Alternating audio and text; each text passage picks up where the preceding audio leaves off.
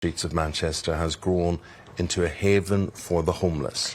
Coffee4Craig operates 7 days a week and provides home-cooked meals, showers, medical assistance, a barber and, of course, lots of friendly support. Well, we've got the co-founders, Risha and Hedrix Lancaster, here in the studio. Thank you both very much indeed. Your good work, though, has been born out of a tragedy and a very sad story. Tell us more. So, Craig was my brother. He was street homeless in Cardiff. I found out a couple of months before he actually died in a car park on his own of a heroin overdose.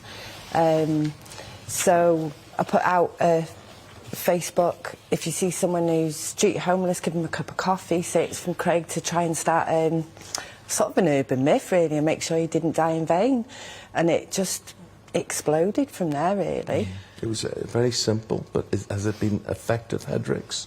You know? Yeah, definitely. It was just that. It was just about humanity. You know, treat people as you would want to be treated, or treat people as if they were your family member. Mm-hmm. Because I think being on the streets is so dehumanising. Yeah. And it's a lack of dignity. That's the thing. Choice and dignity go out the window, really. Yeah, dehumanising is such a good word, Risha, and it's so important to remember. But, you know, but for the grace of God, it could be one of our loved ones. And I should say, I'm so sorry for the loss of your brother. That must have been incredibly hard. For me, having children has really brought the issue of homelessness to the forefront for me. My kids are always shocked in a way that as adults we've almost become desensitised to it. And my children always ask really difficult questions when they see homeless people. But just explain to us how it happened, how your brother, you know, how it could happen to any of us, ended up being somebody that was homeless. He had a mental health breakdown and ended up in hospital for quite a while. And then when he came out, he didn't, I think because of his mental health, he didn't really trust people, didn't trust the hospital, and he just sort of went on a downward spiral. He couldn't work. He just fell into this sort of pit of hopelessness, I think. And we didn't know. He was a very proud man, and he sort of told us all the time, because I used to go down to Cardiff, you know, once a year, something like that, and he used to tell us that he had a flat, he was fine, and he'd always meet us somewhere. And it wasn't until sort of he'd become so entrenched and so sort of in that spiral, we actually knew that he was street homeless. But addictions, self-medication, you know, sort of made him to the point where he didn't feel like he had any other choice, or there was no other choice for him. Hedrix, what do you do with the funds that you raise with Coffee4Craig? Because if there's one danger, it is that you're just maybe prolonging people's life on the street. What would you say to that? The biggest thing we do is, with the funding that we get, is the support workers and the staffing to engage and to just to meet people where they are, rather than expecting them to fit in a box. So we don't have a classic case. We will just meet the need of that person and create a bespoke plan around that individual.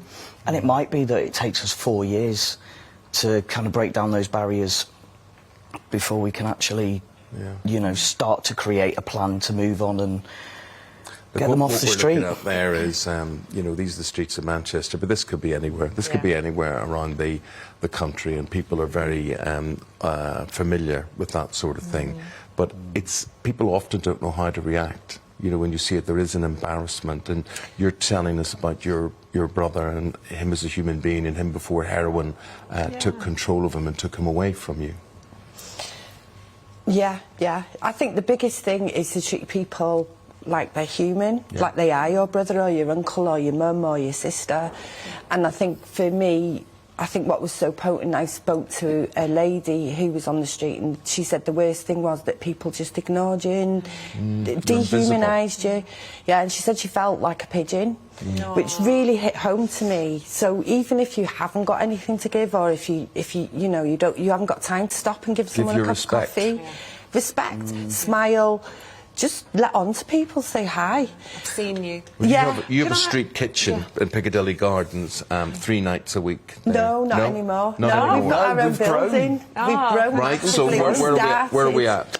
So we have our own building opposite Strangeways Prison, and we're open 7 nights a week for people to come in and actually start the process of being indoors, having a knife and fork, start getting a little bit of self-respect and dignity, and then hopefully from there we can start people on their first steps of recovery out of street homelessness. Well, good luck with Yeah. everything that you're doing. And I know we're talking about Manchester, but this applies, and the sort of work that they do could be replicated anywhere around the country. But we're just highlighting. Do you know what size the homeless problem is in Manchester? How many people would be involved? This moment, given the latest count plus the people that we see, I mean, we're seeing 60 people every night now. Okay. 7 nights a week, Too and we're many, probably too getting many. 2 or 3 Well done. new ones. Well done to you. Anyway, Yeah. thank you both very, Risha, very much. Hendricks, indeed. Lancaster, thank you so much Thank for you. talking to Thank you. us. Thank you. Thank you. Now, as you know, we're in Manchester all this week. We're saying thank you to one of the largest areas of support for GB News. We're having a lovely time, aren't we? We're having a lovely time.